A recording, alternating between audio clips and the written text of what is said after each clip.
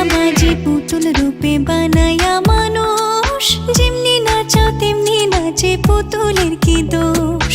ছায়াবাজি পুতুল রূপে বানায়া মানুষ, যেমনি নাচাও তেমনি নাচে পুতুলের কি দোষ।